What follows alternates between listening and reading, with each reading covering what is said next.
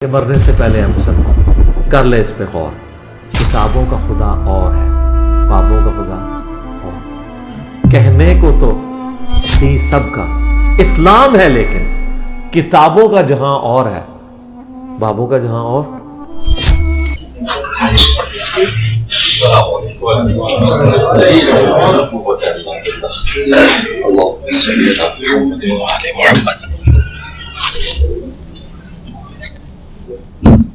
हाँ जी उस्मान भाई कौन है? जी भाई।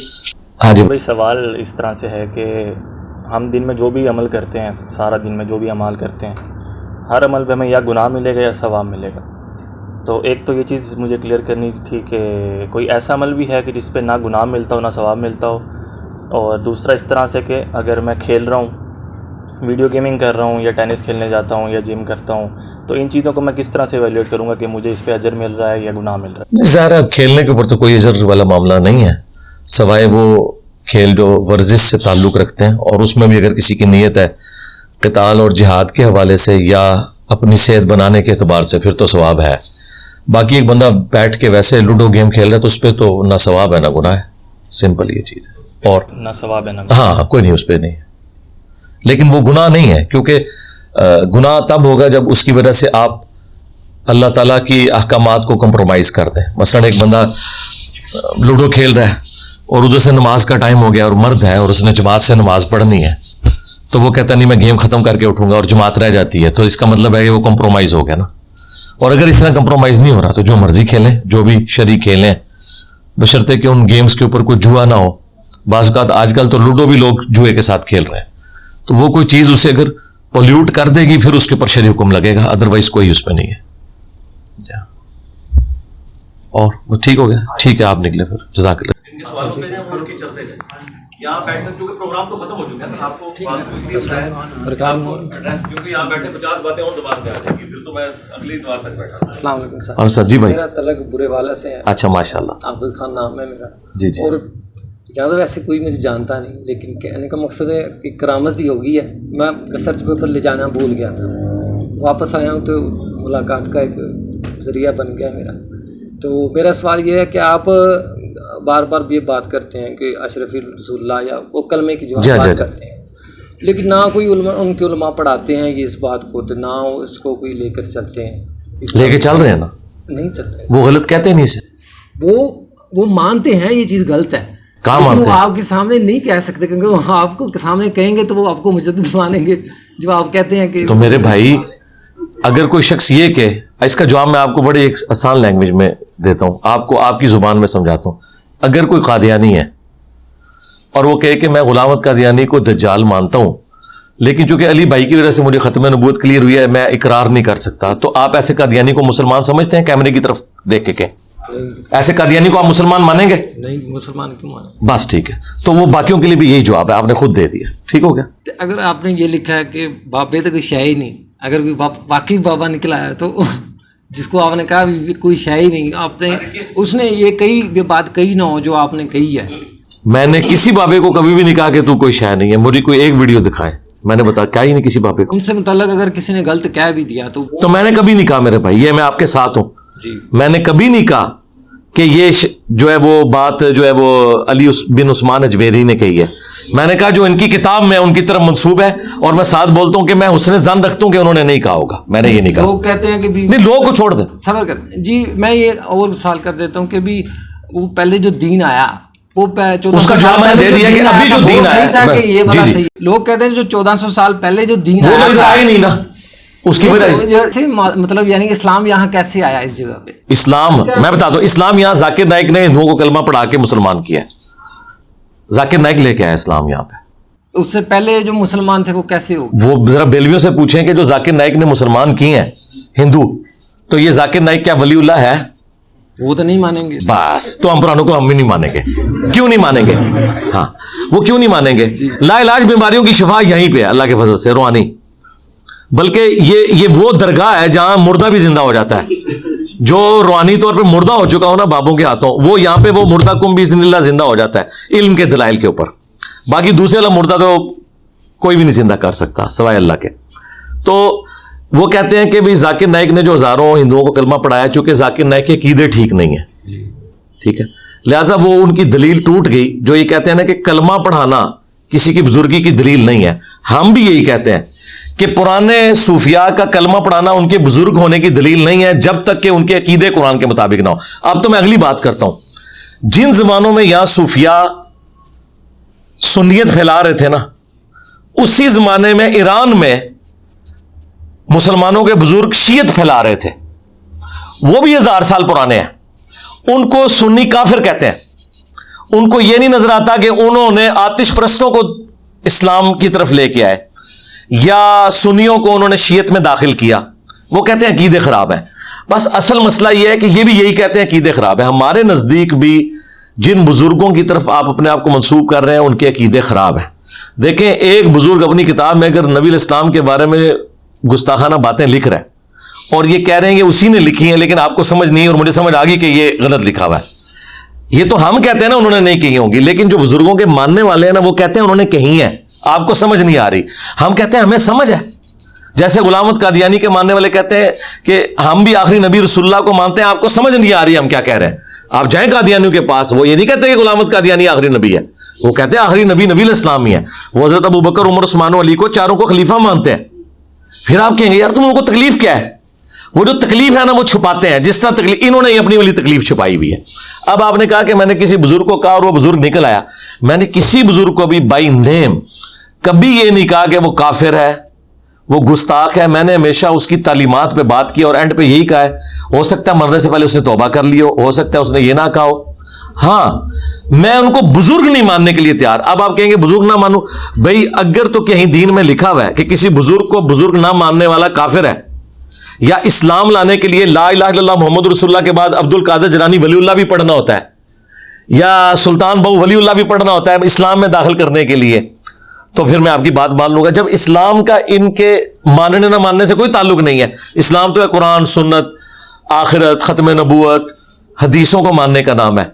इनके साथ आप इख्तिलाफ राय कर सकते हैं, और इख्तिलाफ राय भी हमारा जाती तो कोई नहीं है। हम ये कहते हैं कि इनकी किताबों में रसूलुल्लाह की गुस्ताखियां हैं, तो रसूलुल्लाह की जब गुस्ताखियां होंगी हम ना उनकी किताबों को मानते हैं, और अगर उनके मानने वाले कहेंगे ये उनकी किताबें हैं और ये वही हैं बुजुर्ग, फिर हम कहेंगे अगर ये वही हैं तो हम उन बुजुर्गों को भी नहीं मानेंगे। अब रह गए बुजुर्ग हुए, वो वाले बुजुर्ग पता कौन से हैं? जो बुजुर्ग हैं वो ये हैं जिनकी किताबें यहां रखी हुई हैं, इनका इस्लाम। अच्छा, अब ये वो बुजुर्ग हैं जो इन सूफिया से भी पहले के हैं। अगर सूफिया हमें कुरान, बुखारी, मुस्लिम से वाला नहीं दे रहे तो सूफिया तो इस्लाम लेके नहीं आए, वो अपना दीन लेके आए। और अगर मुझे बताएं आज तक किसी सूफी ने कुरान, बुखारी, मुस्लिम का हवाला दिया और मैंने इनकार किया हो, तो आपकी बात बिल्कुल दुरुस्त होगी। इन बेचारों ने कुरान पढ़ा ही कोई नहीं था। वह ये भी तो बाबू ने लिखी है, ये कौन से ये भी तो यही तो मेरी बदलील होगी ना कि हम उन बाबों को मान रहे हैं जो गद्दार नहीं है। ये अगर गद्दार होते ना आज इनकी किताबें ना यहां पड़ी होती। ये तो मैं मनवाना चाह रहा हूं कि गद्दार बाबे और वफादार बाबों में फर्क है। नबी इस्लाम के जो वफादार बाबे थे, जो साथ अटैच थे, हमारे अबू बकर, उमर, उस्मान, अली थे। अब्दुल्ला बिन उबई भी हुजूर के पीछे नमाजें पढ़ता था, लेकिन वो गद्दार बाबा है, वो मुनाफिक है। यही हम मान रहे हैं कि हम बाबों को मानते हैं। अब ये पता क्या चाह रहे हैं? ये चाह रहे हैं कि इन बाबों के पीछे हमारे जाली बाबे भी मान लें। ठीक है, बाबों को हम मानते हैं, हमारा उन बाबों से इनकार, और बाबों से इनकार आपका भी है। मुझे बताएं, अशरफ अली थानवी को करोड़ों देवबंदी बाबा मानते हैं, तो बरेलवी क्यों नहीं मान लेते? क्यों नहीं मानते? कहते हैं कि उसके कीदे ठीक नहीं। तो बस ठीक है, चाहे अशरफ अली थानवी हो या पुराना हो या नया हो, हम नहीं मानते। अच्छा, और क्या देवबंदियों ने अहमद बरेलवी को बाबा मान लिया?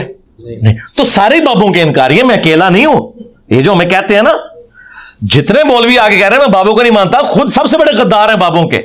मुफ्ती हनीफ कुरैशी साहब मानेंगे कि अशरफ अली थानवी सही बाबा है, इलियास गुमन मानेगा कि अहमद बरेलवी सही बाबा है, तो मुझे क्यों सिंगल आउट करते हैं? बाबे आपस ही लड़ते रहे, बाबे थे मनने वाले एक दूसरे नहीं मानते थे, मनु को सिंगल आउट करते। बस ठीक है, मैंने जवाब दे दिया मेरे भाई, अब आप जाएं। अस्सलाम वालेकुम। जी बताएं सर, मेरा सवाल ये है कि आपके जो अकायद हैं वो अहले हदीस से काफ़ी मिलते, 90% और 95% पता नहीं होंगे शायद।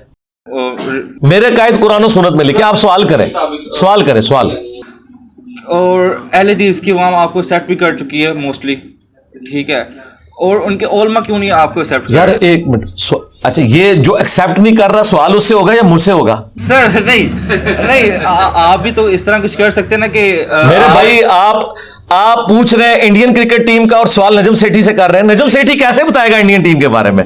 हाँ, मुझसे आप ये पूछें कि मुझे ये मसला है कुरान और सुन्नत में क्या लिखा हुआ है। अच्छा, अब मुझे ये बताएं आप, मैं आपसे ये आगे पूछूंगा कि तौरात और इंजील में नबी इस्लाम की पेशगोइयां लिखी हुई हैं, तो ये यहूद और नसारा क्यों नहीं मान रहे? आप मुझे क्या कहेंगे कि भाई ये तो यहूद और नसारा ही जवाब दे सकते हैं, या आप ज्यादा से ज्यादा जवाब देंगे कि ये बात मानना नहीं चाहते, यही कहेंगे ना? बस मेरा भी यही जवाब है हदीस के बारे में। कैसे समझाएं? मेरे पास कोई तरीका नहीं, आप समझा लें, मैं तो बता ही सकता था।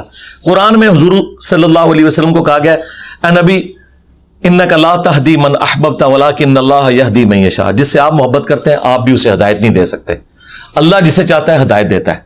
अच्छा, फिर अल्लाह से पूछेंगे तू किसे हिदायत देता है मेरे मालिक? अल्लाह कहता है वल्लज़ीना जाहदू फीना लनहदियन्नहुम सुबुलना, जो लोग हमारी राह में कोशिश करते हैं ना, ट्रुथ लवर्स होते हैं, मैं उनको हिदायत देता हूं। एक ही जमाने में अबुल हिकम है, वो अबू जाल बन गया, ऐसे और दूसरी तरफ एक अबू बकर बन गया, बिल्कुल 180 डिग्री है। एक उम्मत का इमाम बन गया, दूसरा उम्मत का फिरौन बन गया। क्या टीचर में गलती थी? नहीं। तो आपके टीचर में भी कोई ऐसी गलती नहीं है कि अहले हदीस कबूल नहीं कर रहे उलमा, क्योंकि जो उनकी अवाम को बात समझ आ रही है, उलमा को क्यों नहीं समझ आ रही? इसलिए कि अवाम जो है उसकी रोटी रोजी दीन के साथ नहीं जुड़ी हुई, मस्जिद मदरसा नहीं चला रहे। उलमा चूंकि मस्जिद मदरसा चला रहे हैं, वो कभी भी कबूल नहीं करेंगे जिस तरह उलमा यहूद ने हुजूर को नहीं माना था। बस ये है। अच्छा सर, मेरा एक और सवाल है कि एक दिल में या तो हुसैन रह सकते हैं या यजीद, ठीक है, या अहले हदीसों की मस्जिद में अक्सर एक जुमला लिखा होता है अली और मुआविया भाई भाई थे, ये कोई हदीस है या क्या? नहीं, झूठ है, कोई नहीं लिखा। सर ऊपर लिखा होता स्टेटमेंट, जो गलत है ना, कौन नहीं, उससे पूछे कहाँ लिखा हुआ? सर कहीं वहां नहीं। जाने का दिल ही नहीं करता। चलो वो आपकी अपनी मर्जी, कहीं नहीं है ये। अली माविया कोई भाई भाई नहीं। वालेकुम सलाम जी भाई। अच्छा अली भाई, नबी करीम सल्लल्लाहु अलैहि सल्लल्लाहु वसल्लम अलैहि के दौरे मुबारक में एक बच्चा पैदा हुआ जिसको नबी सल्लल्लाहु अलैहि वसल्लम देखने भी गए, और हदीस में आता है कि नबी सल्लल्लाहु अलैहि वसल्लम ने करार दिया कि ये दज्जाल है। इब्ने सैयाद का पूछ रहे हैं, अजय नहीं है, वो दज्जाल नहीं है। यानी कि वो उसको एक एट्रीब्यूट दिया दज्जाल का, बट वो मसीह दज्जाल नहीं, उस हिसाब से तो गुलामत कादियानी भी दज्जाल जी, है। वो- नहीं, मसीह दज्जाल वो नहीं है। मसीह दज्जाल नहीं है, मसीह वो- दज्जाल हुआ है जो तमीमदारी ने सिर्फ- जंजीरों में जी, जकड़ा हुआ बिल्कुल। देखा था। वो जी सिर्फ एट्रीब्यूट नबी जी, सल्लल्लाहु अलैहि एट्रीब्यूट है। वसल्लम। बिल्कुल ठीक हो गया। वो तो हदीस है बुखारी मुस्लिम में कि क़यामत से पहले 30 झूठे दज्जाल आएंगे, और अबू दाऊद तिरमिज़ी में है कि वो 30 झूठे दज्जाल नबी होने का दावा करेंगे, अना खातमुन नबिय्यीन ला नबी बादी। मुसलमा कज़ाब भी दज्जाल था, ठीक है, तुलैहा असदी भी दज्जाल था, उसने खैर बाद में इस्लाम कबूल कर लिया, और सजा एक औरत थी, उसने भी इस्लाम कबूल कर लिया। गुलामत कादियानी भी एक दज्जाल था, बिल्कुल बिल्कुल। ठीक है ना। इस तरह दज्जाल आते रहेंगे। हाँ जी, यानी कि ये वी व्लॉगर्स को सिर्फ एक तावील की गलती लगी है जो इसके बारे में वी लॉगर्स को सिर्फ चस्का है एसी वाले कमरों में बैठ के इल्मी शावत पूरी करने का, ना उन्होंने दुनिया में कोई तब्दीली लानी है, ना उनकी बातों से किसी पे कोई असर होना है। असर जिसकी बातों से हो रहा है वो बेचारा इधर बैठा हुआ सिक्योरिटी अपने एक कमरे के अंदर। सही है, सही है। ठीक उन्होंने है, हारा उत्तर दज्जाल निकाला। सवाल हो गया जी। जी, एक सिर्फ और जस्ट था, एक रवायत अक्सर पेश की जाती है अंगूठे चूमने के हवाले से, मशहूर है, मालूम नहीं कि उसकी तस्दीक करनी थी आपसे। झूठी रिवायत है। वो है कि इब्ने मसूद जिनसे तशहूद में अंगूठे चूमते थे। नहीं, कोई नहीं, झूठ है, कहीं नहीं लिखा हुआ। जाली है ये जी जी, जो की सही भी नहीं है, ये है ही नहीं कहीं। जो है ना वो है हजरत अबू बकर के बारे में कि उन्होंने फरमाया जो अंगूठे चूमता है नबी इस्लाम की शफाअत उसे नसीब होगी। और ये हदीस जो है ना वो मौज़ूआत शरीफ के अंदर है, घड़ी हुई हदीसों में। Okay, okay. ये फैब्रिकेटेड हदीस है, और ये बरेलवियों को भी पता है फैब्रिकेटेड है, देवबंदियों को भी पता है फैब्रिकेटेड है। लेकिन इन दोनों के मुश्तरका बुजुर्ग इब्ने आबदीन शामी ने रद्दुल मुख्तार फतावा शामी में लिखा है कि अगर कोई करता है तो ये सवाब का काम है, और उन्होंने कहा है कि अंगूठे चूमे जाएं, हालांकि मानते हैं कि जाली रवायत है। और लेकिन देवबंदियों ने कहा कि चूंकि रवायत जाली है हम अपने बाबे की बात नहीं मानेंगे। बरेलवियों ने कहा कि चूंकि बाबे ने लिख दी है लिहाजा हम करेंगे। देवबंदियों को कोई हक नहीं अंगूठे चूमने को बिदअत कहना, क्योंकि देवबंदियों का अब्बा भी अंगूठे चूमने को जायज समझता है, ठीक है। पीछे अब्बा कामन है, इब्ने आबदीन शामी। सर वैसे ये तकसीम की रीजन क्या बनी जब इनके एक जी इनसे जाके पूछो, मुझे कोई इंटरेस्ट नहीं मेरे भाई, मेरी तरफ से जन्म में जाए जिसने जाना है छोड़े, ये तो पूरी पीएचडी थीसिस है। जी भाई मेरा कंस्ट्रक्शन कंपनी से जॉब करता हूँ मैं, वहाँ पे हमारे पास प्रॉपर्टी डीलर आते हैं, वो क्लाइंट्स को कहते हैं कि आप हमें 50 लाख रुपया दें, हम आपको 6 महीने के बाद 70 लाख रुपया दे देंगे, हम प्रॉपर्टी खरीदेंगे और 20 लाख आपको मुनाफा देंगे। ये फिक्स मुनाफा जो देते हैं ये किस ऊपर में है? इस तरह कोई फिक्स मुनाफा नहीं दे सकता। मुनाफे की जो शरह है ना, परसेंटेज, वो तो फिक्स करनी होती है, मुनाफा नहीं फिक्स कर सकते। शरह क्या है कि आप 50 लाख रुपया किसी कारोबार में इन्वेस्ट करें और उससे जो कमाई होगी ना उसका 50% मैं रखूंगा, 50% आपको दूंगा, या 30% मैं रखूंगा, 70% आपको दूंगा। अब आपने अगर सपोज उस 50 लाख से 10 लाख कमाया तो ठीक है, 7 लाख आपका, 3 लाख मेरा। लेकिन अगर आपने कमाई 10,000 है तो फिर सरकार 7,000 ही आपका है। वो जो मैंने कमिटमेंट की थी 7 लाख वाली वो खत्म। तो बेसिकली कारोबार से जो आप प्रॉफिट हासिल कर रहे हैं ना, उस प्रॉफिट की जो शरह है ना वो आप कर सकते हैं। पहले कोई नहीं कह सकता कि मैं 50 के ऊपर 20 दूंगा। मेरे भाई, कोई किसी के पास इल्म गैब है कि मैंने इसमें से कमाना है? जब आप 20 फिक्स कर दिया, इसका मतलब है आप पैसे के बदले पैसा दे रहे हैं, वो हराम है। ये हलाल हो सकता है अगर किराए की शक्ल में हो, और किराए के लिए कमोडिटी होना जरूरी है। मसलन कोई कहता है मुझे आप होंडा सिविक दें 2 महीने के लिए, मैं 10 लाख रुपए आपको किराया दूंगा, तो वो कमोडिटी का किराया हो सकता है। पैसे के बदले पैसा सूद होता है।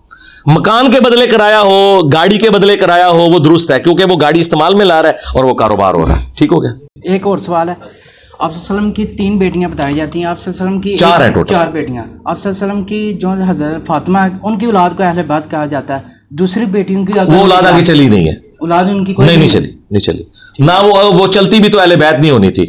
उसकी वजह, हाँ, उसकी वजह यह है कि नबी इस्लाम के अहलुल बैत वो हैं जो आपके हाशमी खानदान से ताल्लुक रखते हैं। तो हजरत अली खुद हाशमी है। हजरत अली भी अगर हाशमी ना होते तो फातिमा की औलाद भी अहले बैत ना होती। हजरत फातिमा भी हाशमी है, हजरत अली भी हाशमी है। ठीक है, तो वो वाला जो प्रोटोकॉल है ना अहले बैत वाला, वो है औलाद अली, औलाद अब्बास, औलाद अकील और औलाद जाफर, जो सही मुस्लिम में गदीर कुम की हदीस में। यानी नबी इस्लाम के जो दूध के रिश्ते के लोग हैं ना आपके खानदान के, उनकी औलाद अहलुल बैत कहलाती है।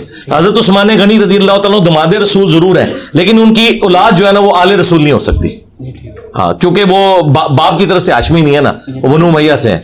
कुरैशी जरूर है लेकिन हाशमी नहीं है। ठीक हो गया, चले जाएं। और फिरकों की दुकानें बंद। The damage done.